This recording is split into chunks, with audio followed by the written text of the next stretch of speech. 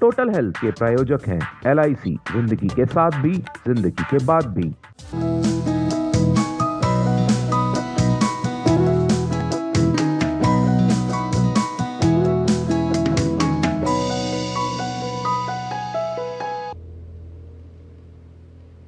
नमस्कार, total health में आप सभी का स्वागत है। मैं हूं किरण भारद्वाज।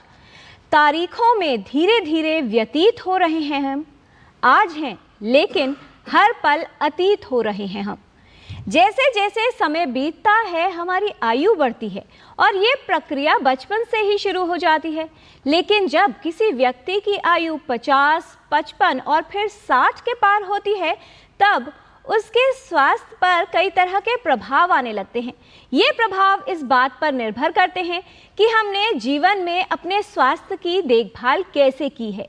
वृद्धावस्था में कई तरह की चुनौतियां होती हैं। उस व्यक्ति की मानसिक स्थिति कैसी रहेगी, कितने रोग उसे प्रभावित करेंगे और क्या व्यक्ति मानसिक और शारीरिक रूप से स्वस्थ रह पाएगा। ऐसी बहुत सी महत्वपूर्ण बातें हैं जिनका विशेष ध्यान रखने की आवश्यकता है। हाल ही में आयुष्मान भारत प्रधानमंत्री जन आरोग्य योजना का विस्तार किया गया है, जिसमें विशेष रूप से वृद्ध लोगों के लिए कई तरह की सुविधाएं दी गई हैं। क्या कुछ विशेष है इसमें और कैसे सुविधाएं व्यक्ति को प्राप्त हो पाएंगी, ये भी जानेंगे विशेषज्ञों से। वृद्धावस्था यानी बढ़ती उम्र का कैसे प्रभाव किसी व्यक्ति के स्वास्थ्य पर होता है और किस तरह की देखभाल की आवश्यकता होती है, विशेषज्ञ आपको बताएंगे। एक रिपोर्ट देखकर समझते हैं कि दरअसल आयु का बढ़ना, जो एक प्राकृतिक प्रक्रिया मानी जाती है, किस तरह से प्रभावित करती है व्यक्ति के शरीर को और उसके स्वास्थ्य को, उसकी मानसिक स्थिति को।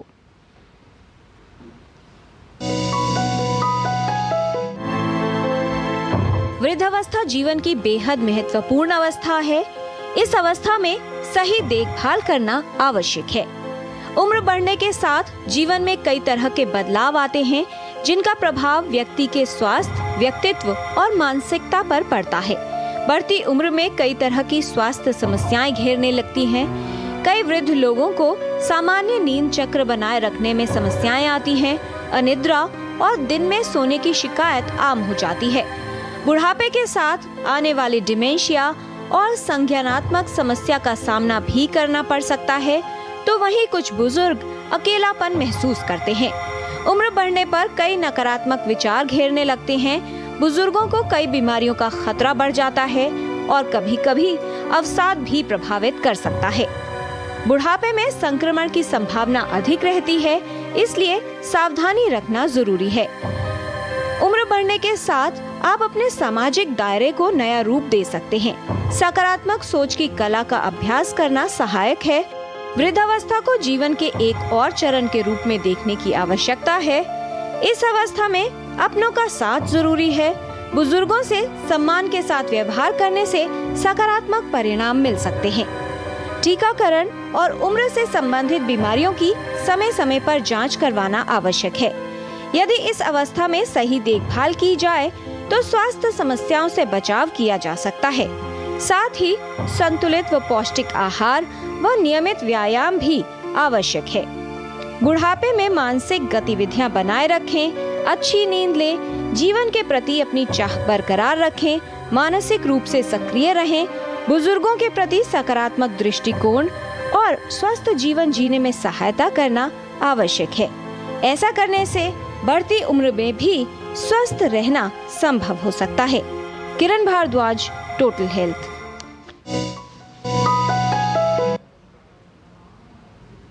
विश्व स्वास्थ्य संगठन के आंकड़े ये बताते हैं कि विश्व भर की जो कुल जनसंख्या है, वर्ष 2030 की बात की जाए तो उसमें हर 6 में से एक व्यक्ति की आयु 60 वर्ष या उससे अधिक होगी।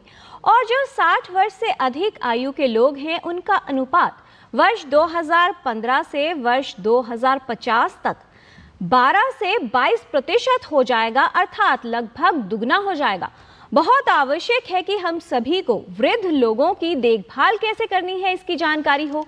और आजकल जो नया कॉन्सेप्ट आया है या जिस बात पर विशेष ध्यान दिया जा रहा है कि कैसे एक्टिव एजिंग यानी वृद्ध अवस्था में सक्रियता बनी रहे और व्यक्ति का स्वास्थ्य भी बेहतर रहे, यानी जीवन की गुणवत्ता बनाए रखना उपयोगी सिद्ध हो सकता है।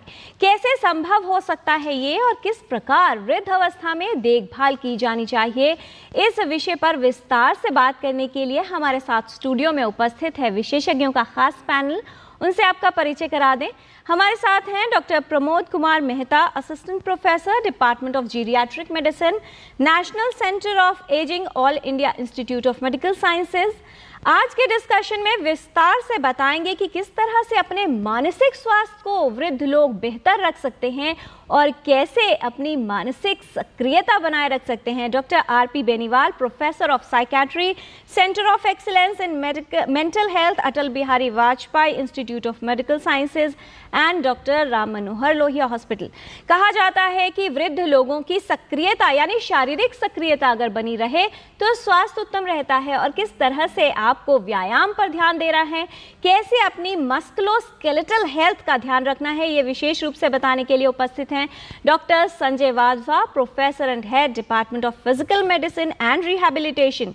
और आयुष्मान भारत जन आरोग्य योजना जो प्रधानमंत्री की ओर से शुरू हुई है और इसका विस्तार किया गया है विशेष तौर से वृद्ध लोगों के लिए, क्या है इसके मुख्य बिंदु और किस तरह के लाभ मिल सकेंगे सभी को, ये बताने के लिए उपस्थित हैं doctor Akshay Jain, joint director, national health authority, ministry of health and family welfare. सभी विशेषज्ञों का स्वागत करते हैं। आज का जो विषय है वो सभी लोगों के लिए महत्वपूर्ण है। वो लोग जिनके माता पिता या बुजुर्ग हैं घर में, या फिर ऐसे लोग जिनकी आयु अब बढ़ रही है। इस विषय से संबंधित कोई भी जानकारी यदि आप चाहते हैं या फिर हमारे विशेषज्ञों से प्रश्न पूछना चाहते हैं तो आप इन 2 नंबर्स पर कॉल कर सकते हैं। 011 है दिल्ली का STD कोड आपको जो लगाना है, और नंबर है 23387031 एंड 23097655। आप अपने प्रश्न ईमेल के माध्यम से भी हम तक पहुंचा सकते हैं। ईमेल एड्रेस है ddnewstotalhealth@gmail.com। जानकारी की शुरुआत करते हैं, और जब ये बात आ रही है कि आने वाले सालों में हमारे देश में जनसंख्या का एक बड़ा भाग 60 वर्ष की आयु के पार होगा, ऐसे में आयुष्मान भारत प्रधानमंत्री जन आरोग्य योजना कितनी महत्वपूर्ण है, यहीं से बात की शुरुआत करते हैं। डॉक्टर अक्षय, सबसे पहले आपसे समझना चाहेंगे कितना महत्व आप मानते हैं इस समय पर प्रधानमंत्री जन आरोग्य योजना का विस्तार हुआ है, और विशेष तौर पर लाभ मिलेंगे उन लोगों को जो वृद्ध अवस्था में प्रवेश कर रहे हैं, कितना महत्व आप मानते हैं और कितनी महत्वपूर्ण भूमिका सभी के स्वास्थ्य के लिए? सभी दर्शकों को मेरा नमस्कार।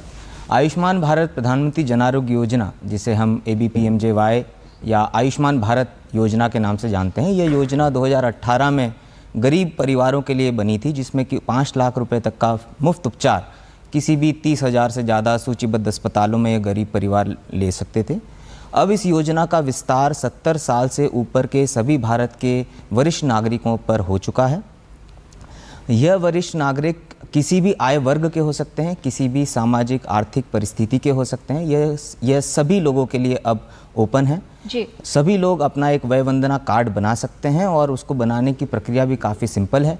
वो बनाने के बाद वो अगले ही दिन से किसी भी सूचीबद्ध अस्पताल, जो मैंने बताया कि 30,000 से ज़्यादा हैं पूरे भारतवर्ष में, वहाँ पर जाकर अपना इलाज इसमें ले सकते हैं।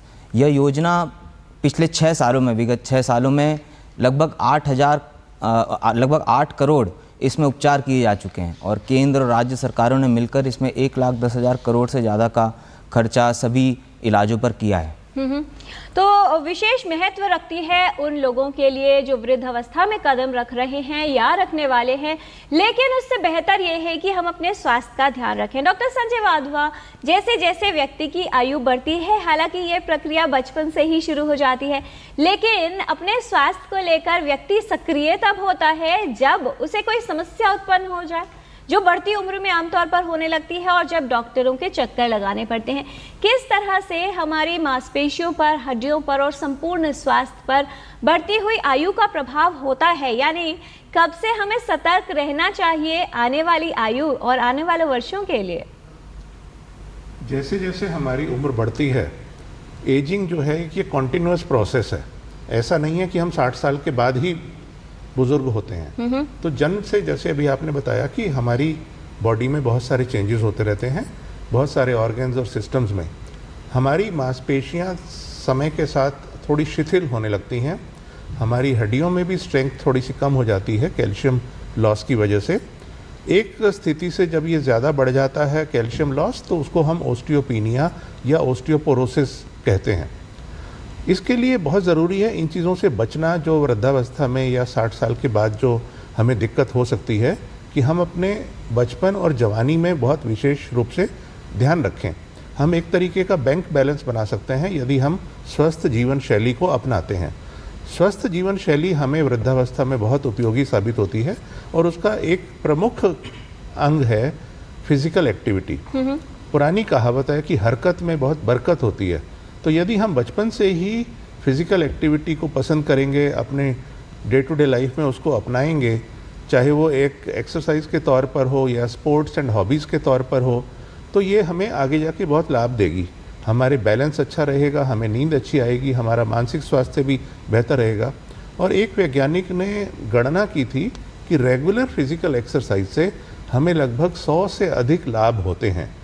मोटे तौर पर हम कह सकते हैं कि हमारी मांसपेशियां मजबूत रहती हैं, हमारी हड्डियां मजबूत रहती हैं, हमारा हृदय स्ट्रांग रहता है और बाद के जीवन में आने वाली बहुत सारी बीमारियों से हम बच सकते हैं, जिसमें heart attack, diabetes, paralytic stroke, osteoporosis, dementia, इस तरीके की बहुत सारी बीमारियां हैं। तो बचपन में आप इन्वेस्ट कीजिए, जवानी में उसको इन्वेस्ट कीजिए, ताकि आपका एक फाउंडेशन और आधार बहुत मजबूत रहे। ये आपको बढ़ती उम्र में बहुत लाभ करेगा। जी, तो बेहद महत्वपूर्ण बात यह है कि हमारा स्वास्थ्य कैसा रहेगा वृद्धावस्था में जाकर, ये इस बात पर निर्भर करता है कि पहले से यानी बचपन और युवा अवस्था से हम किस तरह से अपनी देखभाल करते हैं, और जैसा डॉक्टर संजय वाधवा ने कहा कि कितना इन्वेस्ट करते हैं अपनी सेहत में। डॉक्टर प्रमोद मेहता, एजिंग को किस तरह से समझाना चाहेंगे? बहुत से लोग ये कहते हैं कि व्यक्ति की आयु उतनी ही होती है जितना उसे खुद लगता है कि मैं वृद्ध हूँ या हो सकता हूँ। एजिंग को विशेषज्ञ के तौर पर किस तरह से मानते हैं आप? और एक बात होती है कि व्यक्ति की एज कितनी है और उसकी बायोलॉजिकल या सेल्यूलर एजिंग, क्या फ़र्क है इन दोनों में? तो सबसे पहले तो दूरदर्शन का धन्यवाद मुझे इस कार्यक्रम से जोड़ने के लिए, और सभी दर्शकों को गुड मॉर्निंग, सुप्रभात। तो सबसे पहले हम समझेंगे कि नॉर्मल एजिंग बायोलॉजिकल डेफिनेशन क्या है, फिर हम देखेंगे ओल्ड एज क्या होता है और हेल्दी एजिंग क्या होता है। जी। तो अगर हम बायोलॉजिकल डेफिनेशन देखें, मेडिकल डेफिनेशन, तो एजिंग एक यूनिवर्सल प्रोसेस है जो कि सभी ऑर्गेनिज्म में होता है, सभी ह्यूमन बींग्स में होता है। इसमें उम्र के साथ हमारी जो, जैसे डॉक्टर साहब ने बताया, हमारे जो बॉडी के सारे ऑर्गन सिस्टम होते हैं उनकी कैपेसिटी कम होने लगती है, बीमारियां उत्पन्न होती है, डिसेबिलिटीज़ होती है और फिर अंततः डेथ होती है। तो ये एक यूनिवर्सल प्रोसेस है और इवेंचुअली सबको ये करना होता है। बट अगर हम देखें कि हेल्दी एजिंग क्या है, तो हेल्दी एजिंग का कंसेप्ट WHO से भी आया है। इसमें इस डेकेड को हेल्दी एजिंग डेकेड कहा गया है, क्योंकि जैसे कि हमने देखा कि ओल्ड एज की जो पॉपुलेशन है कितनी तेज़ी से बढ़ रही है दुनिया में। तो हेल्दी एजिंग हम तब कहते हैं जब जीवन के अंत समय में भी लंबे तो जिए ही, साथ में ओल्ड एज में भी हम अपने सारे काम खुद से कर सके, हमारी एक डिसीजन मेकिंग कैपेसिटी हो, हम फंक्शनली एक्टिव रहे, हम मेंटली फिजिकली एक्टिव रहे जी, और हमारा क्वालिटी ऑफ लाइफ अच्छा हो। तो हेल्दी एजिंग इज़ बेसिकली कि हम फिजिकली, मेंटली और फंक्शनली एक्टिव रहे, हम जो काम अपने लिए इम्पोर्टेंट समझे हम वो काम कर सके। जी, और अब जो ये सिलसिला है सिर्फ हेल्दी एजिंग तक ही सीमित नहीं है, एक्टिव एजिंग की बात भी हो रही है, यानी वो तजुर्बा जो वृद्धावस्था तक किसी भी व्यक्ति ने लिया है, किस तरह से वो कम्युनिटी या जो यंग जनरेशन है उसके बेनिफिट के लिए, उनके उद्धार के लिए उसका उपयोग कर सकता है। ऐसे में मानसिक स्थिति कैसी है व्यक्ति की, ये बहुत महत्वपूर्ण हो जाता है। डॉक्टर बेनीवाल, किस तरह से व्यक्ति की मानसिक स्थिति या मेंटल हेल्थ का कहा जाए प्रभाव पड़ता है, क्योंकि ये कहा जाता है कि मन के हारे हार है, मन के जीते जीत। यदि व्यक्ति को लगता है कि मैं बीमार हूँ, मेरा स्वास्थ्य ठीक नहीं रहता, तो जाहिर तौर पर इसका प्रभाव उसकी ओवरऑल पर्सनालिटी पर दिखने लगता है। बहुत से ऐसे लोग हैं जो इस एज ग्रुप में आते हैं 55-60 के बाद बहुत लोनली फील करते हैं, कुछ अवसाद या डिप्रेशन में चले जाते हैं, कुछ अकेले और उदास हो जाते हैं। मानसिक स्थिति कितनी महत्वपूर्ण आप मानते हैं जब हम हेल्दी एजिंग का जिक्र कर रहे हैं, या चाहते हैं हर जो व्यक्ति है जो 60 की आयु के पार हो रहा है उसकी क्वालिटी ऑफ लाइफ यानी जीवन की गुणवत्ता बनी रहे? जी नमस्कार। जैसे कि अभी हम डिस्कस कर रहे हैं, डॉक्टर प्रमोद मेहता ने भी बताया कि मेंटली फिजिकली साउंड रहेंगे तो उनकी एजिंग है वो बहुत ही स्ट्रॉन्ग रहेगी और उसमें वो अच्छे से कोप अप कर पाएंगे। आप जैसे अभी डिस्कस कर रहे हैं कि हर फिजिकल वेल बीइंग के लिए मेंटल वेल बीइंग होना बहुत ही ज़रूरी है जी। अगर हमें कोई फिजिकल एलिमेंट है, कोई मेडिकल प्रॉब्लम है, लेकिन अगर हम मेंटली स्ट्रॉन्ग हैं, साइकोलॉजिकली स्ट्रॉन्ग हैं, तो इजीली हम उसको कोप अप कर सकते हैं और टेकल कर सकते हैं और आराम से हम उसको मतलब ठीक कर सकते हैं।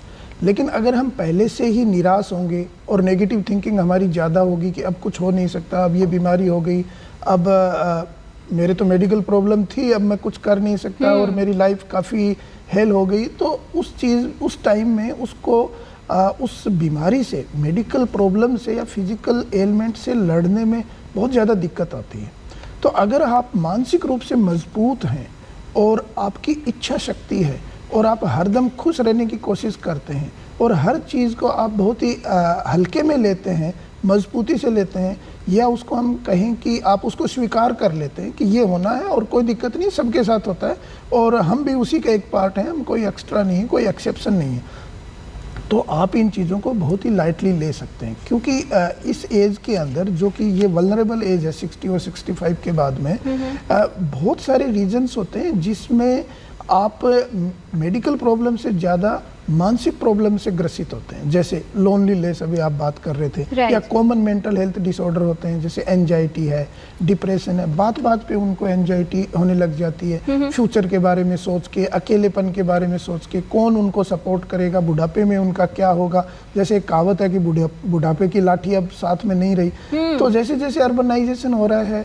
और जॉइंट फैमिली कम होती जा रही हैं, बच्चे बाहर चले जाते हैं, वृद्धावस्था में कपल्स अकेले रह जाते हैं, तो उस चीज़ को सोच सोच के वो पहले से ही निराशाजनक स्थिति में आ जाते हैं। तो उससे वो अपने आप को निकालें, और जैसा कि डॉक्टर वाधवा ने कहा, फिजिकल एक्टिविटी का इसमें बहुत बड़ा रोल है जी। तो अगर आप मेंटली स्ट्रॉन्ग रहेंगे तभी आप फिजिकल एक्टिविटी भी कर पाएंगे, तो ये एक दूसरे के पूरक हैं जी। तो बेहद गहरा संबंध है, यदि आप फिजिकली एक्टिव रहते हैं तो मेंटल हेल्थ अच्छी रहेगी, और यदि आपकी मेंटल हेल्थ यानी मानसिक स्वास्थ्य अच्छा है तो आपका संपूर्ण स्वास्थ्य यानी टोटल हेल्थ अच्छा बनेगा।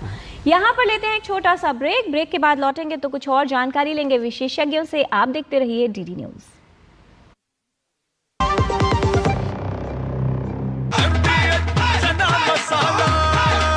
अब छोलिया हो या लोबिया, सफेद चने या काले चने, सब कुछ मजेदार बने।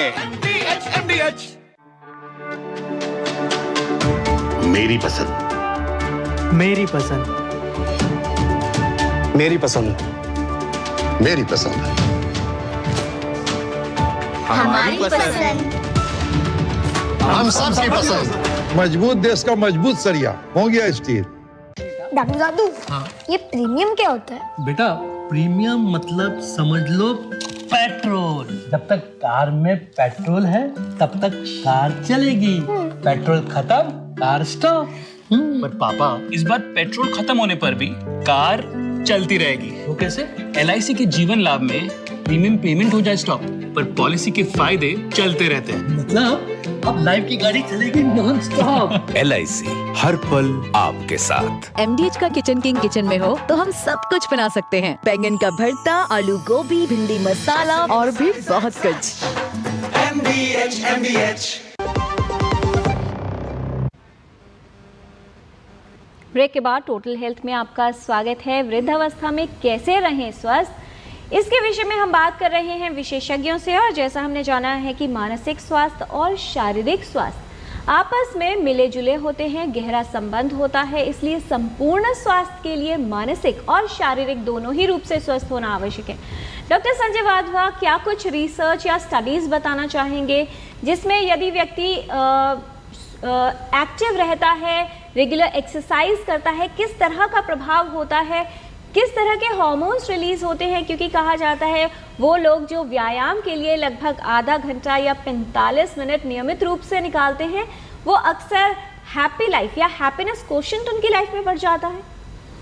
ये बहुत महत्वपूर्ण सवाल है जो आपने पूछा अभी। साइंटिफिक रिसर्च से ये पता चला है और डेटा भी ये बताते हैं कि आजकल समाज में कुछ प्रकार की बीमारियां अधिक मात्रा में देखी गई हैं, बढ़ रही हैं। उसका काफ़ी हद तक हमारी जीवन शैली से बहुत गहरा संबंध है, जिसको हम लाइफस्टाइल रिलेटेड डिजीज़ या नॉन कम्युनिकेबल डिजीज़ भी कहते हैं। इनमें प्रमुख रूप से हैं diabetes mellitus, hypertension, coronary artery disease, osteoporosis, stroke और कई प्रकार के कैंसर्स। तो ऐसा देखा गया है कि जब किसी को डायबिटीज़ होती है तो उसका मुख्य पैरामीटर होता है ब्लड शुगर का बढ़ जाना। रेगुलर एक्सरसाइज करने से हम ब्लड प्रेशर को काफ़ी मात्रा में कम कर सकते हैं। उसका एक फ़ायदा होगा कि जब अर्ली स्टेज होगी हाइपरटेंशन की या ब्लड शुगर बढ़ने की, तो उसको हम एक्सरसाइज से ही कंट्रोल कर सकते हैं, दवाइयों पर बहुत निर्भरता नहीं रहेगी या दवाई की मात्रा की कम ज़रूरत पड़ेगी हमें। ब्लड प्रेशर कंट्रोल करने के लिए आप एक दवा लीजिए, शुगर कंट्रोल करने के लिए दूसरी लीजिए, कोलेस्ट्रॉल लेवल ठीक करने के लिए तीसरी लीजिए, रात को नींद अच्छी आ जाए उसके लिए चौथी दवाई लीजिए, बोन हेल्थ के लिए 5वीं दवाई लीजिए। इस तरीके से तो जीवन बहुत कठिन हो जाएगा। और ये समझना ज़रूरी है कि दवाइयाँ ना सिर्फ खर्चा कराती हैं, बल्कि कुछ दवाइयों के साइड इफ़ेक्ट्स और आपसी इंटरेक्शन भी होते हैं। तो ऐसा वैज्ञानिक रिसर्च से अब देखा गया है कि रेगुलर फिजिकल एक्सरसाइज एक तरह की पॉलीपिल का काम करती है, यानी एक ऐसी चीज़ जिसके बहुत सारे गुण हैं, बहुत सारे फ़ायदे हैं कि रेगुलर एक्सरसाइज से आपका ब्लड शुगर भी नियंत्रित रहेगा, शरीर का वज़न भी कंट्रोल रहेगा, ब्लड प्रेशर भी ठीक रहेगा, कोलेस्ट्रॉल लेवल भी मेंटेन रहेगा और बहुत सारी तरह की दिक्कतें जो बाद में ओस्टियोपोरोसिस के कारण होती हैं वो भी नहीं होंगी। रात को नींद भी अच्छी आएगी, आपकी पाचन क्रिया भी बहुत तरह से दुरुस्त रहेगी। तो लेकिन क्योंकि ये आसानी से उपलब्ध है, इसके लिए कोई फार्मा कंपनी नहीं भेजती अपने रिप्रेजेंटेटिव्स को प्रमोट और पुश करने के लिए, तो हम उसको वैल्यू नहीं करते जब तक हम अपनी हेल्थ गंवा नहीं बैठे। अगर एक्सरसाइज एक तरह की टैबलेट या कैप्सूल या इंजेक्शन के रूप में होती तो ये दुनिया में सबसे ज़्यादा बिकने वाली दवा मानी जाती। मेरा संदेश ये है कि आप एक्सरसाइज की गुणवत्ता को पहचानिए और उसका उचित लाभ उठाइए। जैसे दवाइयों का एक डोज होता है ताकि आपको उचित स्वास्थ्य लाभ मिले, तो ऐसा माना जाता है कि फिटनेस का डोज आधा घंटा रोज़। यदि आप हर रोज़ आधा घंटा समय निकालते हैं, और मैं नहीं मानता कि कोई व्यक्ति इतना महत्वपूर्ण होता है कि उसके लिए स्वास्थ्य भी इम्पॉर्टेंट हो और वो आधा घंटा ना निकाल पाए अपनी दिनचर्या में से, तो आप इसका महत्व समझिए और अपनी दिनचर्या में से आधा घंटा नियमित रूप से निकालिए। इससे आप बहुत सारी बीमारियों से बचे रहेंगे। जी, और इस बात को लेकर भी अपना नजरिया बदलने की आवश्यकता है कि हर जो चीज़ महंगी होती है वही अच्छी होती है। सरल तरीके से आप नियमित रूप से व्यायाम कर सकते हैं और अपनी सेहत का ध्यान रख सकते हैं। फिलहाल स्वास्थ्य के लिए जानकारी बढ़ाने के लिए कॉल किया है कृष्ण जी ने राजस्थान से। बहुत स्वागत आपका, सवाल पूछिए।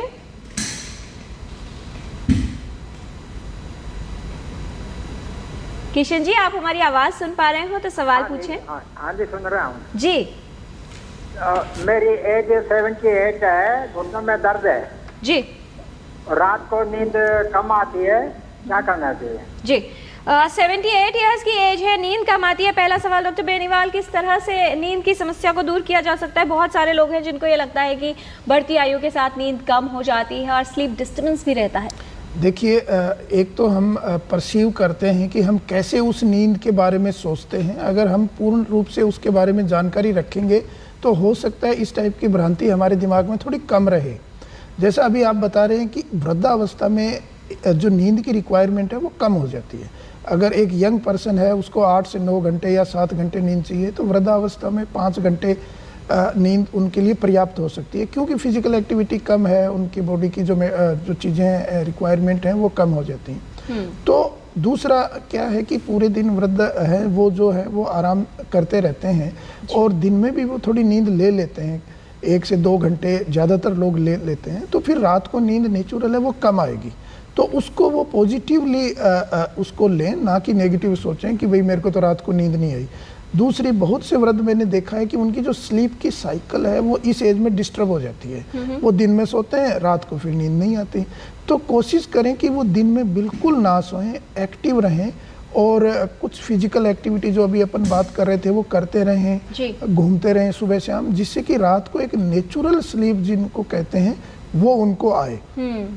बाकी जो है वो अब डिपेंड करता है इनको क्या, कुछ हो सकता है कुछ साइकेट्रिक डिसऑर्डर हो, मानसिक अवस्था हो, जिसमें हम अभी डिस्कस कर रहे थे कि डिप्रेशन है, एंजाइटी है, या और भी कुछ बीमारियां होती हैं मानसिक रोग की जिनके अंदर नींद का डिस्टर्बेंस नेचुरली मिलता है। तो उस चीज़ के लिए वो कंसल्ट कर सकते हैं, लेकिन जो उनके लिए जो टिप्स हैं वो यही है कि वो दिन में ना सोएं और फिजिकल एक्टिविटी करें, जिससे कि रात को थके हुए हों और अच्छी नींद आए। और 5 घंटे की नींद उनके लिए पर्याप्त है। अगर धीरे धीरे 4 घंटे भी अगर वो नींद पूरी कर लेते हैं 24 घंटे में, उसको भी वो कम ना आंकें। जी, और साउंड स्लीप हो ये बहुत अच्छा है। तो किशन जी, बहुत अच्छी बात है कि आप अपने स्वास्थ्य को लेकर सतर्क हैं, आपने सवाल किया है। तो अगर आपको लगता है समस्या ज़्यादा है तो एक मनोरोग चिकित्सक से आप परामर्श ले सकते हैं। डॉक्टर संजय वाधवा, जो इनका दूसरा प्रश्न था कि घुटनों में दर्द रहता है, ऐसे में फिजिकल एक्टिविटी करना या वॉक करना, 78 ईयर्स की एज है, कितना उपयोगी हो सकता है या क्या एडवाइस करना चाहेंगे आप इन्हें? नियमित रूप से वॉक करना कुछ सावधानियों के साथ बहुत उपयोगी हो सकता है। और सावधानियों में ये ध्यान रखना ज़रूरी है कि बाहर अगर आप सैर करना चाहते हैं तो उस समय एयर पॉल्यूशन से संबंधित क्या स्थिति है, एयर क्वालिटी इंडेक्स कितना है। बहुत अधिक पॉल्यूशन में आप ना जाएं, दिन के उस समय का इंतज़ार करें जब एयर पॉल्यूशन लेवल कम हो। अदरवाइज़ एक घर के अंदर भी फिजिकली एक्टिव रहा जा सकता है। ऐसा बहुत सारी स्टडीज़ में देखा गया है कि जब कुछ समय पहले कोविड-19 पेंडेमिक था, लोगों का बाहर निकलना मुश्किल हो गया था, तो अपने स्वास्थ्य को बरकरार रखने के लिए इंडोर फिजिकल एक्टिविटी बहुत उपयोगी पाई गई। इसमें बहुत इन्वेस्टमेंट नहीं चाहिए होता है, थोड़ा सा प्रयास करना है, सीढ़ियाँ चढ़ना उतरना, घर के अंदर जितना स्पेस अवेलेबल है उसमें वॉक करना। ज़्यादा ज़रूरी ये है कि आप अपनी फिजिकल एक्टिविटी और प्रोग्रेस को मॉनिटर करें। जो व्यक्ति किसी बीमारी से निकल रहे हैं वो एकदम से ज़्यादा एक्सर्शन ना करें, वो अपने शरीर को पहले तैयार करें फिजिकल एक्टिविटी के लिए। और जब एक लो लेवल फिजिकल एक्टिविटी वो सुचारू रूप से कर सकते हैं तब लेवल ऑफ फिजिकल एक्टिविटी बढ़ाएं, नहीं तो इसमें सॉफ्ट टिश्यू इंजरीज और फॉल्स का रिस्क बढ़ जाता है। और एक्सरसाइज और फिजिकल एक्टिविटी के लिए कुछ कंडीशंस ऐसी भी होती हैं जिनको हम रिलेटिव कंट्राइंडिकेशन मानते हैं, तो उस स्थिति का भी ज्ञान होना ज़रूरी है। जैसे आप अभी बुखार से निकले हैं तो थोड़ा सावधानी बरतिए। अगर आपको कोई सीवियर हार्ट डिजीज़ है या अनकंट्रोल्ड डायबिटीज़ है, अनकंट्रोल्ड ब्लड प्रेशर है, तो इन स्थितियों में भी आप अपने चिकित्सक से परामर्श करें और उनकी क्लियरेंस के बाद ही एक्सरसाइज में इंडल्ज करें। जी, बहुत सारे ईमेल्स हमारे पास आ गए हैं। दिशा है, दीपिका है, श्वेता है, पुष्पा है। डॉक्टर अक्षय, आपके लिए ये सभी प्रश्न है, जानना ये चाह रहे हैं सभी लोग। आपने अभी बताया था कि बहुत महत्वपूर्ण है प्रधानमंत्री जन आरोग्य योजना जो आयुष्मान भारत के तहत जिसका विस्तार किया गया है, किस तरह से इसमें रजिस्टर किया जा सकता है। दीपिका जी है वो ये पूछ रही हैं कि अगर इनके पास पहले से CGHS फैसिलिटी है या इंश्योरेंस कवर है इनके फादर का, तो क्या इस योजना का लाभ मिल सकता है और कहाँ से इसके लिए पंजीकरण कराना होगा? ये बहुत ही महत्वपूर्ण सवाल है। देखिए, ये जो विस्तार हुआ है ये लगभग अनुमानित है कि 4.5 करोड़ परिवारों में 6 करोड़ वरिष्ठ नागरिक जो 70 साल से ऊपर के हैं उन लोगों के लिए हुआ है। इसमें रजिस्ट्रेशन करने की या पंजीकरण करने की जो सुविधा जो विधि है उसको काफ़ी सिंपल और सरल बनाया गया है। ये जानबूझकर इसलिए बनाया गया है ताकि वृद्ध लोगों को कहीं जाकर कोई अपने डॉक्यूमेंट इकट्ठा ना करना पड़े। आप अपने घर बैठकर आयुष्मान ऐप करके एक मोबाइल फ़ोन एप्लीकेशन, अगर आप स्मार्टफोन यूज़ करते हैं तो मोबाइल फ़ोन एप्लीकेशन आप गूगल प्ले स्टोर से डाउनलोड करिए, उसमें रजिस्टर करिए, अपना आधार नंबर डालिए, उसमें eKYC करिए और उसके बाद अपना आयुष्मान वय वंदना कार्ड जो है 15 मिनट में अपने मोबाइल फ़ोन में डाउनलोड करके अगले दिन से उपचार के लिए जा सकते हैं। अगर आप मोबाइल फ़ोन नहीं चलाते हैं तो आप beneficiary.nha.gov.in की वेबसाइट पोर्टल पर भी जाकर यही जो प्रोसेस है उसको फॉलो कर सकते हैं, जिसमें रजिस्ट्रेशन, आधार नंबर और eKYC करने का प्रोसेस है। अगर ये भी पॉसिबल आपके लिए नहीं है तो आप किसी भी सूचीबद्ध अस्पताल, जो 30,000 हैं इस पूरे देश में, उसमें किसी भी सूचीबद्ध अस्पताल जो आयुष्मान भारत के हैं वहाँ पर जाकर आरोग्य मित्र से मिल सकते हैं। वो आपकी पंजीकरण करने में हेल्प कर सकते हैं। आप नहीं तो राष्ट्रीय स्वास्थ्य प्राधिकरण या जो राज्य के स्वास्थ्य प्राधिकरण है उनके ऑफिस में कांटेक्ट कर सकते हैं। इसमें एक नेशनल हेल्पलाइन नंबर भी है जिसका नंबर 14555 है, उसको आप कॉल करके इसकी विधि के बारे में जानकारी ले सकते हैं। या फिर आप एक नंबर है जिसका नंबर 1800 110 770 है, उसमें कॉल करके एक मिस कॉल दे सकते हैं और हम आपको फ़ोन कॉल करके बता सकते हैं कि कैसे इसमें पंजीकरण करना है। ये पंजीकरण में बहुत इंपॉर्टेंट बात ये है, बहुत खूबसूरत बात ये है कि इसमें सिर्फ आपको आधार कार्ड की ही ज़रूरत है। इसमें आपको और किसी कार्ड या और किसी ना बर्थ सर्टिफिकेट ना 10th क्लास की मार्कशीट कुछ भी आपको अपनी आय बताने के लिए ज़रूरत नहीं है। दूसरा प्रश्न ये था कि अगर हम CGHS में कवर्ड हैं तो हमें क्या करना होगा। जैसा कि मैंने पहले बताया कि आयुष्मान भारत योजना जो है वो केंद्र पोषित एक योजना है। चूँकि CGHS भी एक केंद्र पोषित योजना है, इसलिए जो भी 70 साल से ऊपर के नागरिक हैं और वो अगर CGHS में कवर्ड हैं तो उन्हें आयुष्मान भारत प्रधानमंत्री जन आरोग्य योजना और CGHS में से किसी एक का चयन करना होगा। वो चयन अगर वो करते हैं कि उन्हें आयुष्मान भारत प्रधानमंत्री जन आरोग्य योजना लेना है तो वो CGHS का कवर उनको छोड़ना होगा। अगर वो CGHS में कंटिन्यूड रहना चाहते हैं तो वो उसमें कंटिन्यूड रह सकते हैं। इसी तरह से अगर दूसरी किसी राज्य की हेल्थ इंश्योरेंस स्कीम में अगर आप उसके मेंबर हैं तो सेम इसमें भी अप्लाई होता है कि आपको दोनों में से किसी एक को चूज़ करना होगा। लेकिन इम्पॉर्टेंट बात यह है कि अगर आप किसी निजी प्राइवेट इंश्योरेंस में उसके पॉलिसी के होल्डर हैं या फिर आप ESIC के मेंबर हैं तो उसमें आप दोनों चीज़ का यूज़ या बेनिफिट ले सकते हैं। जी, एक और प्रश्न है, सुरेश जी है, वो ये जानना चाह रहे हैं कि क्या सभी अस्पतालों में ये सुविधा होगी, यानी वो प्राइवेट सेटअप में अगर ट्रीटमेंट के लिए जाते हैं तब भी क्या उन्हें पूरा जो है उसका एक्सपेंसेस मिल पाएगा? बिल्कुल सही बात है। देखिए, जो मैं पहले बता रहा हूँ कि 30,000 से ज़्यादा एम्पैनल्ड या सूचीबद्ध अस्पताल हैं पूरे भारतवर्ष में, उसमें लगभग 13,000 अस्पताल ऐसे हैं जो प्राइवेट हैं। प्राइवेट और पब्लिक दोनों अस्पताल हैं पूरे भारत में जहाँ पर आप जाकर अपना उपचार, आप या आपके परिवार के मेंबर जाकर अपना उपचार ले सकते हैं जो 70 साल से ऊपर के हैं, जिनके पास वय वंदना कार्ड है। जब आप उपचार लेने जाते हैं तो आपको अपनी जेब से एक भी पैसा खर्च नहीं करना है, भले वो हॉस्पिटलाइजेशन का एक्सपेंस हो, वहाँ पे डॉक्टर की कंसल्टेशन की फ़ीस हो, वहाँ पर रहने का खर्चा हो, वहाँ पर खाने का खर्चा हो। इवन जब आप वहाँ से डिस्चार्ज होकर आते हैं तो 15 दिन के आगे की जो आपकी दवाइयाँ हैं उन सब का खर्चा भी उसमें सम्मिलित होकर पूरा केंद्र या राज्य सरकारें मिलकर उसमें खर्चा करती हैं। आपकी जेब से उसमें कोई खर्चा आपको नहीं देना है, ना आपको प्रीमियम का पेमेंट करना है, ना उपचार लेने जाते समय, ना हॉस्पिटल में आपको कोई पेमेंट करना है। जी, बहुत सारे क्वेश्चंस हमारे पास आ गए हैं हेल्दी एजिंग को लेकर। डॉक्टर प्रमोद, आपके लिए एक सवाल है। एक व्यूअर हमारे पूछ रहे हैं कि क्या अपनी सेहत को लेकर पहले से यदि सतर्क हैं लेकिन हाई रिस्क ग्रुप में आते हैं या फिर फैमिली में किसी को डायबिटीज़ या हाइपरटेंशन जैसी बीमारी है तो क्या ये संभव हो सकता है कि वो इस बीमारी से बच पाएँ? और जो दूसरी बात हम आपसे जानना चाहेंगे, जैसे डॉक्टर अक्षय कह रहे थे कि बहुत सरल सी ऐप है जिस पर रजिस्ट्रेशन हो सकता है। बहुत सारे हमारे बुजुर्ग ऐसे होते हैं जिनको लगता है कि वो टेक सेवी नहीं है या उनको किसी सपोर्ट की ज़रूरत है। कितनी अहम बातें आपको ये लगती है, यदि इंडिपेंडेंट रहना है, आत्मनिर्भर रहना है, तो मोबाइल के अगर नए सॉफ्टवेयर्स आ रहे हैं उसमें ख़ुद को इंडल्ज किया जाए, कितना अच्छा हो सकता है स्वास्थ्य के लिए? जी, तो सबसे पहले पहला सवाल कि अगर घर में किसी को फैमिली मेम्बर्स में BP, शुगर ऐसी बीमारी है तो जनरली एक रिस्क रहता है कि बाकी मेम्बर्स को भी होने का एक रिस्क रहे। वो उनकी लाइफस्टाइल प्लस जेनेटिक फैक्टर्स दोनों पे डिपेंड करता है। तो इनमें हम कहते हैं कि आपको और ज़्यादा सतर्क रहना चाहिए और जितनी जल्दी यंग एज से आप अपना लाइफस्टाइल में चेंज करें, पॉजिटिव चेंजेस करें। इसमें हो गया प्रॉपर डाइट हो गया, रेगुलर एक्सरसाइज हो गया और अपने आप को इंगेज रखना। तो डाइट में जनरली हम बोलते हैं adequate fruits, seasonal fruits, vegetables, salads ये हो, माइक्रो न्यूट्रिएंट्स मिलते रहे आपको। जनरली हेल्दी एजिंग के लिए एक चीज़ जो सबसे कारगर पाया गया है वो है कैलोरी रिस्ट्रिक्शन।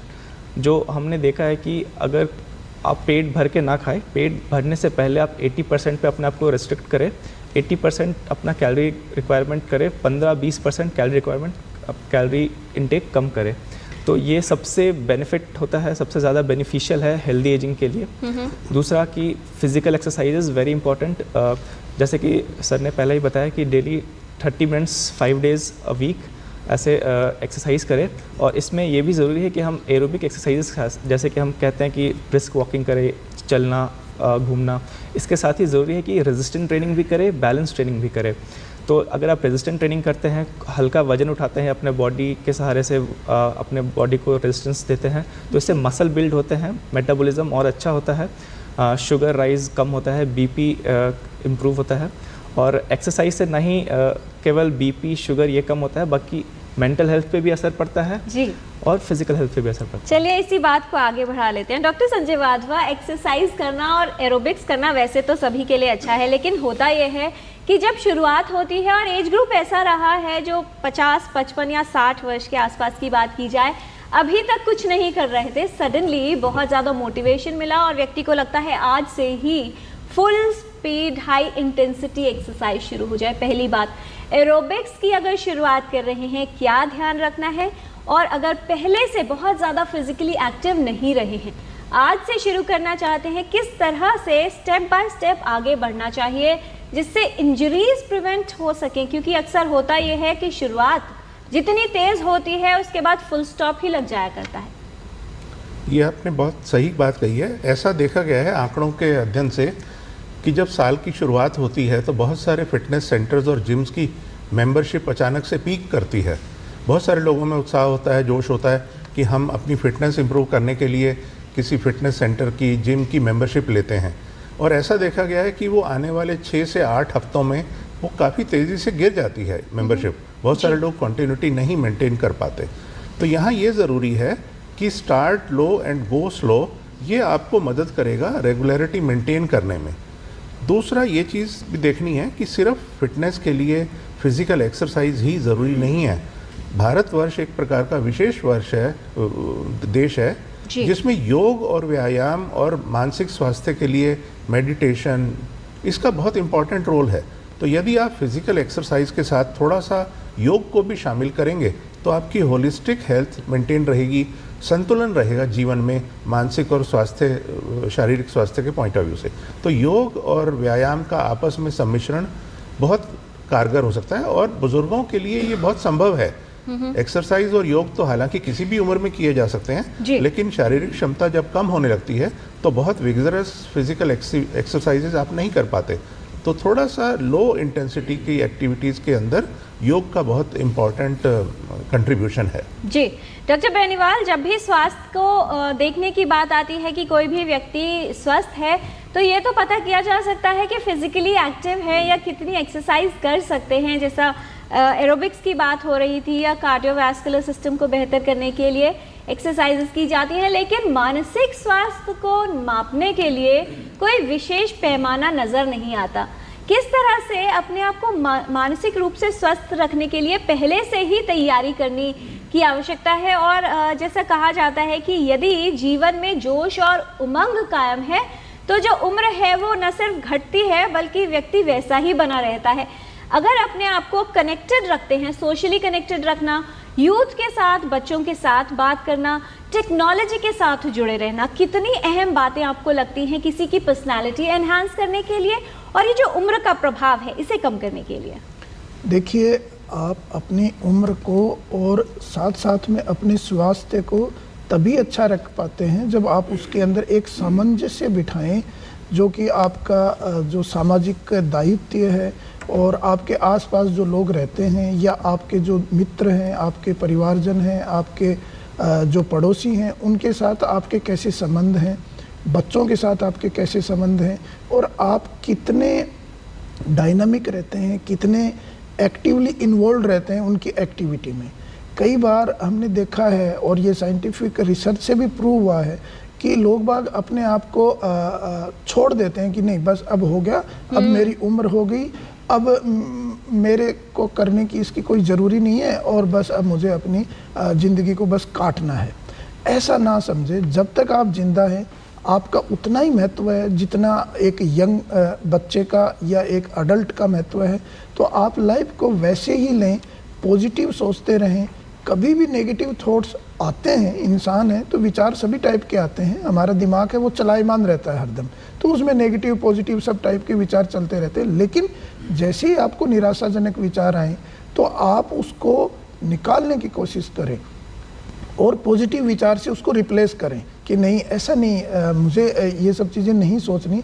अच्छा, अगर फैमिली के अंदर कुछ ऐसा कुछ इवेंट या कोई स्ट्रेसर्स या इस टाइप की कुछ हैपनिंग होती हैं जिसकी वजह से आप दुखी या परेशान हो, तो उसको आप स्वीकार करें और उसका दृढ़ता से सामना करें। वो कुछ टाइम के लिए आपको परेशान कर सकता है या 1, 2 दिन, 5 दिन के लिए परेशान कर सकता है, लेकिन अगर आप कोशिश करेंगे तो वो विचार निकल जाएगा और आप वापस पॉजिटिव फील करने लग जाएंगे। कुछ टाइम थोड़ी जो एंजाइटी होती है वो बड़ी ट्रांजिएंट होती है और वो 24 घंटे 48 घंटे के लिए परसिस्ट रहती है, दिमाग में वही विचार चलते रहते हैं। लेकिन अगर आप उसको दृढ़ता से सामना करेंगे और स्वीकार कर लेंगे कि ये ऐसा होता है, लाइफ है, तो ये सब चीज़ें आएंगी, चैलेंजेस आएंगे और उसको हमें फेस करना है, तो आप उससे अच्छे से कोप अप करके बाहर निकल सकते हैं। अगर आपको लगता है कि नहीं कर पाए और 7 दिन से 15 दिन का समय निकल गया और आप परेशान हैं, दुखी हैं, नींद नहीं आ रही है, मन बिल्कुल उदास है, किसी से बात करने का मन नहीं कर रहा, उससे भूख पे भी आपके असर आ रहा है, रोने का मन कर रहा है, तो फिर ये हो सकता है कि आप डिप्रेशन की बीमारी से ग्रसित हो गए। उस समय आपको ज़्यादा वक्त ना गंवा के आसपास अपने किसी मनोचिकित्सक विशेषज्ञ से सलाह लेने में ना हिचकिचाएं, क्योंकि उनके पास जाने का मतलब ये नहीं है कि आप एक परमानेंट मानसिक रोगी हो गए। ये कुछ चीज़ें हैं वो थोड़े दिन के लिए होती हैं और आपको वहाँ जाने से, बात करने से और उनसे सलाह लेने से ही कई बार आपको बहुत ही आराम मिल जाता है और फिर आगे ज़रूरत भी नहीं पड़ती। जी, फिलहाल एक कॉलर हैं, रघुनाथ पाटिल जी हैं महाराष्ट्र से फ़ोन लाइन पर। रघुनाथ जी, बहुत स्वागत है आपका, सवाल पूछिए। नमस्कार मैम, मेरा सवाल ये है कि अभी बुढ़ापे में कौन सा टीकाकरण होता है? जी, बुढ़ापे में टीकाकरण कौन सा होता है? अभी टीकाकरण कौन सा होना चाहिए डॉक्टर प्रमोद? जी हाँ, तो अगर हम प्रिवेंटिव हेल्थ की बात करें तो वैक्सीनेशन बहुत इंपॉर्टेंट होते हैं ओल्ड एज में। जैसे कि हम बच्चों में देते हैं, वैसे ओल्ड एज में तो सबसे इम्पॉर्टेंट है कि हम फ्लू और निमोनिया का वैक्सीन जो हमें लगाना चाहिए। फ्लू का वैक्सीन, इन्फ्लुएंजा वैक्सीन सालाना 1 बार लगाना चाहिए और जनरली ठंड के पहले जब सबसे ज़्यादा फ्लू इन्फेक्शंस होते हैं तो October September is the best time for flu vaccination. ये साल में 1 बार लगता है। उसके अलावा निमोनिया का वैक्सीन है नीमोकोकल वैक्सीन, जो कि हमें 65 के बाद कम से कम 1 बार लगाना चाहिए। इसके अलावा शिंगल्स जो बीमारी होती है, हर्पीज ज़ॉस्टर की बीमारी, उसके लिए हमारे पास वैक्सीन होते हैं जो कि हम लगा सकते हैं ओल्ड एज में। ये हमारी रिकमेंडेशंस है। इसके अलावा अगर कुछ स्पेशल ग्रुप होते हैं जैसे डायबिटीज़ हैं या कुछ इम्यूनोसप्रेसेंट दवा ले रहे हैं, कैंसर के पेशेंट हैं, तो इनके लिए और भी वैक्सीनेशन होते हैं। टेटनस के वैक्सीनेशन हो गया और हेपेटाइटिस के वैक्सीन हो गए। तो अगर मिनिमम देखें तो फ्लू और निमोनिया के वैक्सीन हमें जो निमोनिया का बीमारी होता है जो ठंड में ज़्यादा होता है उससे प्रिवेंट करने के लिए सबसे ज़रूरी होता है और ये कॉमनली अवेलेबल है। अपने हेल्थ केयर से इस प्रिस्क्रिप्शन लेकर इसको आप लगवा सकते हैं। जी डॉक्टर अक्षय, ये जो योजना है जिसका विस्तार किया गया है, इसमें जो मुख्य बिंदु रखे गए हैं कि एक विशेष कार्ड इशू किया जाएगा, उसके अलावा टॉपअप कवर भी दिया जा रहा है। क्या ये जो कवर दिया जा रहा है, कुछ लोग ये भी जानना चाह रहे हैं, सुदीप हैं और ऋषि हैं, उनका सवाल ये है कि जो कवर मिल रहा है क्या हॉस्पिटलाइजेशन अगर होता है तभी मिलेगा या सिर्फ अगर इन्वेस्टिगेशंस करवानी है किसी बीमारी की वो भी सब इसके अंदर कवर होंगी?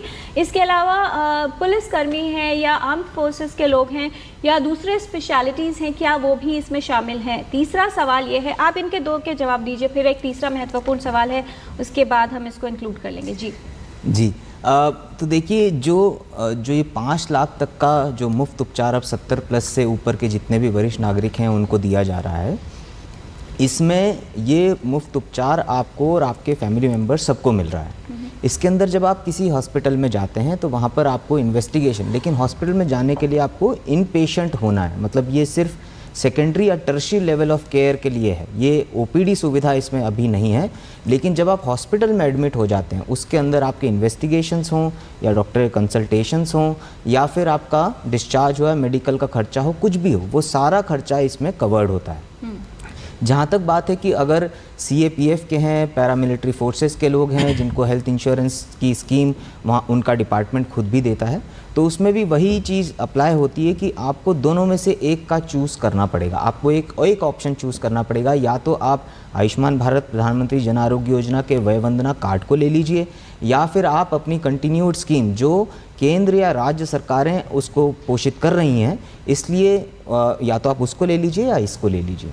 जी, और रमेश जी का एक प्रश्न था डॉक्टर साहब कि अगर कोई पहले से आयुष्मान भारत योजना में रजिस्टर्ड थे तो अगर उनके जो परिवार के वृद्ध लोग हैं उनको ये कवर सेपरेटली मिलेगा, और यदि व्यक्ति पहले से रजिस्टर्ड नहीं थे यानी उसके अंतर्गत नहीं शामिल थे तो क्या सिर्फ उस परिवार के वृद्ध व्यक्ति को ही ये सुविधा मिलेगी, या इससे जुड़ी सुविधाएं जो पहले वाली स्कीम में थी जिसका अब विस्तार किया गया है उनके परिवार के सभी लोग भी उसके अंतर्गत आ जाएंगे? बिल्कुल।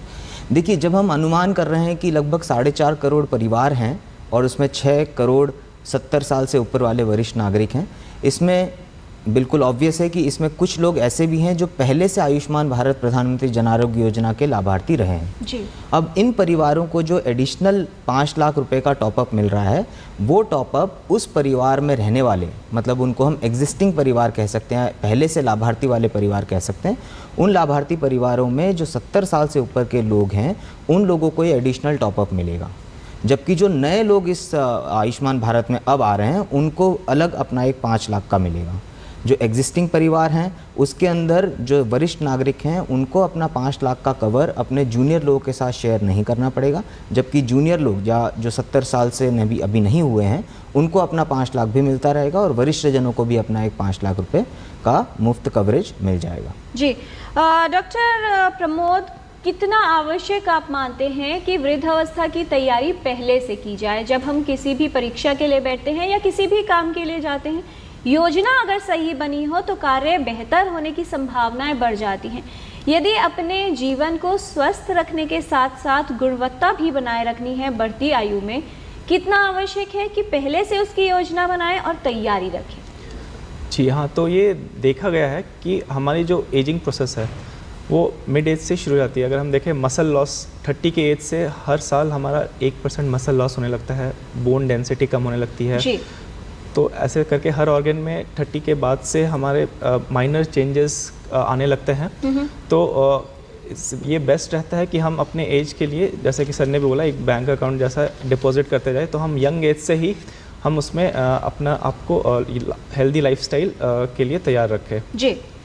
उसमें diet, exercise and social engagement, mental health, ये सारी चीज़ें आती हैं जी। तो संपूर्ण स्वास्थ्य के लिए संपूर्ण स्वास्थ्य का ध्यान रखना अर्थात उसकी देखभाल करना भी उतना ही महत्वपूर्ण और उपयोगी है।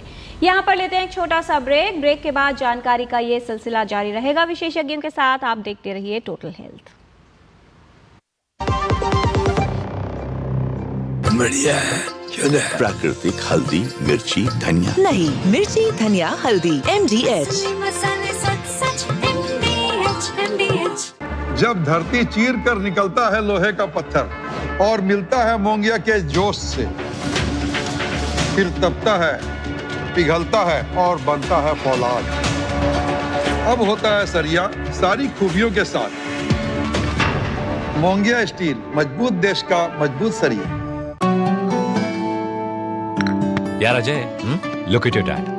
हम इस उम्र में ऐसे रहेंगे क्या? बिल्कुल रहेंगे, अगर पापा जैसी सही प्लानिंग की तो। जैसे कि मेरे पापा ने इन्वेस्ट किया LIC के जीवन अक्षय में, जो दे रहा है इमीडिएट और guaranteed annuity at regular intervals, जिंदगी भर के लिए। वाह, पर हमें तो इस एज तक वेट करना पड़ेगा ना? बिल्कुल नहीं, हमने तो अभी इन्वेस्ट किया है LIC के न्यू जीवन शांति में, जो हमें देगा डिफर्ड एन्युटी, मतलब कुछ साल बाद से रेगुलर इनकम। आई सी। LIC के एन्युटी प्लान्स दे एन्युटी ऑप्शंस और नियमित इनकम पाने में फ्लेक्सिबिलिटी भी। LIC हर पल आपके साथ। एक ऐसा तबका जो रिटायरमेंट के बारे में आज भी बिल्कुल नहीं सोचता, वो है औरतें। औरतें कमा के भी वल्नरेबल हैं। सो NPS एक इक्वालिटी ला रहा है, हम सब एक बराबर प्लेटफॉर्म पे हैं। अपने बेहतर कल को सुनिश्चित करने के लिए NPS जरूरी है। अब आया असली स्वाद। अब आया स्वाद। जब स्वाद के पड़े हो लाले तो MDH का चंकी चाट मसाला डालें। MDH का चंकी चाट मसाला। MDH।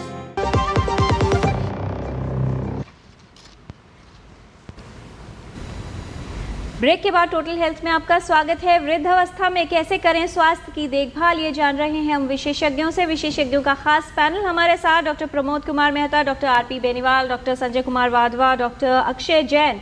और इस जानकारी को आगे बढ़ाते हैं, कुछ भ्रमों को दूर करते हैं रैपिड फायर क्वेश्चंस राउंड के माध्यम से। छोटे सवाल और बहुत छोटे जवाब। पहला सवाल डॉक्टर प्रमोद आपसे कि एजिंग यानी उम्र बढ़ने का मतलब है समस्याएं बढ़ना, क्या ये सही है? अगर हम सिर्फ क्रोनोलॉजिकल एज देखें तो ये गलत है। जी। बट ये ज़रूरी है कि हर उम्र के साथ कोमोर्बिडिटीज़ बढ़ती है। राइट, लेकिन वृद्धावस्था यानी उम्र का बढ़ना समस्या नहीं है। डॉक्टर बेनीवाल, क्या डिप्रेशन या अवसाद के मामले, उदासी के मामले इस आयु में होना एक सामान्य बात है, उन पर ध्यान न दें? नहीं, ये सामान्य बात नहीं है, लेकिन हाँ ये हो सकता है, इसलिए उस पर आप पहले से मानसिक रूप से तैयार रहें और उन चीज़ों का कड़ाई से सामना करें। डॉक्टर संजय वाधवा, मसल्स, हमारी मांसपेशियों और हड्डियों का कमज़ोर होना उम्र बढ़ने का एक लक्षण है, इसके लिए कुछ नहीं किया जा सकता, बहुत से लोग ऐसा सोचते हैं। ये गलत धारणा है, इसके लिए बहुत कुछ किया जा सकता है। और अगर हम सही तरीके से मसल्स की स्ट्रेंथ मेंटेन रखें, और वॉकिंग बहुत इंपॉर्टेंट है। बोन हेल्थ इंप्रूव तभी होती है जब हम खड़े होकर एक्टिविटीज़ करते हैं। कुछ लोग सोचते हैं मैं तो स्विमिंग कर लूँगा वो ठीक रहेगा, ऐसा नहीं है। राइट।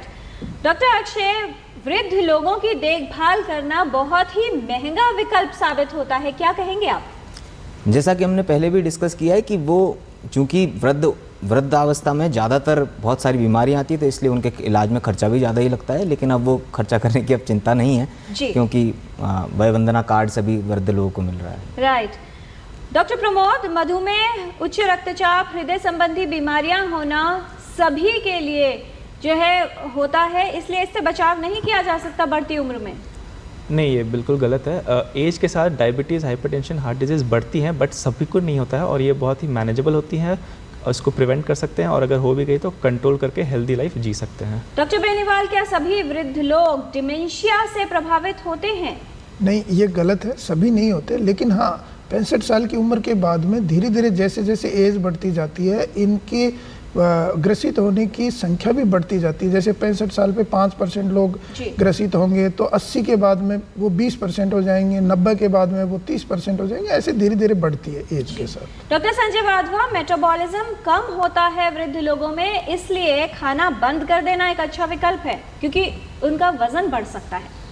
हमें शारीरिक क्रियाएं करने के लिए एक मिनिमम अमाउंट ऑफ कैलोरीज और एनर्जी और न्यूट्रिएंट्स की ज़रूरत होती है, तो खाना बंद करना एक इसका समाधान नहीं है। थोड़ा सा फास्टिंग कर सकते हैं, कैलोरी कंटेंट कम कर सकते हैं, और कैलोरी के सोर्सेज ऐसे होने चाहिए जो रिफाइंड नहीं है ज़्यादा। जी।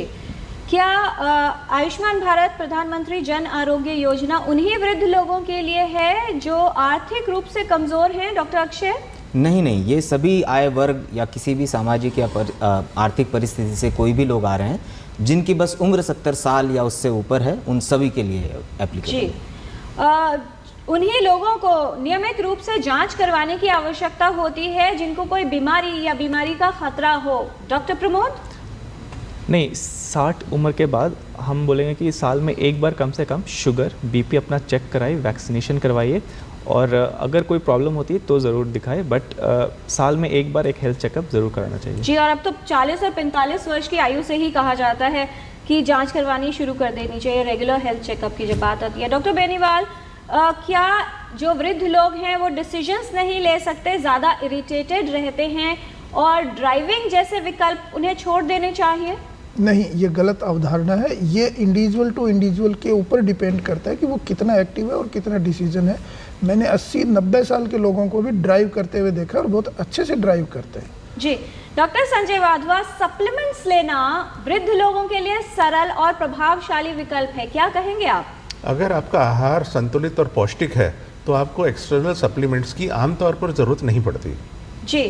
डॉक्टर अक्षय, यदि ऐसे लोग जो CGHS के अंडर कवर हैं वो भी इस योजना का लाभ ले सकते हैं, और अगर उन्हें लाभ चाहिए तो कहाँ संपर्क करें? वे बिल्कुल इस योजना का लाभ ले सकते हैं, बशर्ते कि वो उनको जो पुरानी केंद्र से जारी हुई एक हेल्थ योजना CGHS है उसको उन्हें छोड़ना होगा, और उसके लिए वो कांटेक्ट किसी भी नेशनल हेल्पलाइन नंबर 14555 पर, या फिर वो मिस कॉल दे सकते हैं 1800 1110 110 और 770 नंबर। जी।